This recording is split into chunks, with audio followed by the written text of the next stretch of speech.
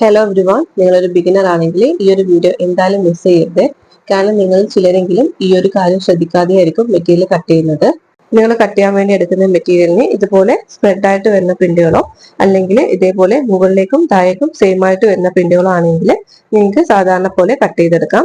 എന്നാൽ ഇതേപോലെ സെയിം ഡയറക്ഷനിൽ മാത്രം വരുന്ന പ്രിന്റുകളാണെങ്കിൽ നിങ്ങൾ സാധാരണ പോലെ കട്ട് ചെയ്ത് കേട്ടോ. എന്റെ കയ്യിലുള്ള ഈ ഒരു മെറ്റീരിയൽ നോക്കൂ, ഇതിന്റെ പ്രിന്റ് മുകളിലേക്ക് മാത്രമായിട്ടാണ് ഉള്ളത്. ഈ മെറ്റീരിയൽ ഞാൻ ഓൾറെഡി രണ്ടായിട്ട് ഫോൾഡ് ചെയ്ത് വെച്ചിട്ടുണ്ട്. ഇത് നാലായിട്ട് ഫോൾഡ് ചെയ്യാണ്. അങ്ങനെ ആകുമ്പോൾ ഫ്രണ്ട് പാർട്ടിലെ പ്രിന്റ് മുകളിലോട്ടും ബാക്ക് പീസിലെ പ്രിന്റ് താഴോട്ടേക്കായിട്ടുമാണ് വരുന്നത്. ഇതേപോലെ തന്നെ സ്റ്റിച്ച് ചെയ്ത് കഴിഞ്ഞാൽ നമ്മൾ ആ ഡ്രസ് ഇട്ട് കഴിയുമ്പോൾ നല്ല ബോറായിരിക്കും.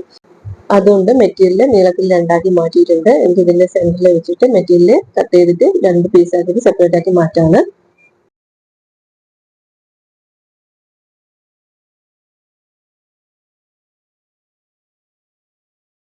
ഇനി രണ്ട് പീസും സെപ്പറേറ്റ് ആക്കി മാറ്റിയിട്ട് ഒരേ ഡിറക്ഷനിൽ പ്രിന്റ് വരുന്ന വിധത്തിൽ നിവർത്തി വെച്ചു കൊടുക്കാം.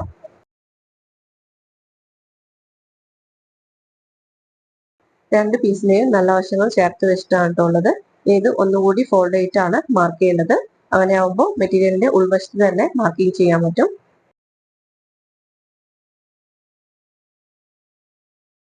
ഈ മെറ്റീരിയൽ വെച്ചിട്ട് ഞാൻ കണ്ടോപ്പം ഇല്ലാത്തൊരു ഷർട്ട് കോളർ കുർത്തിയാണ് സ്റ്റിച്ച് ചെയ്തിട്ടുള്ളത്.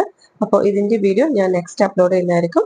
ആ വീഡിയോസ് ഒക്കെ മിസ് ചെയ്യാണ്ടിരിക്കാൻ വേണ്ടിയിട്ട് എന്റെ ചാനൽ സബ്സ്ക്രൈബ് ചെയ്യണേ.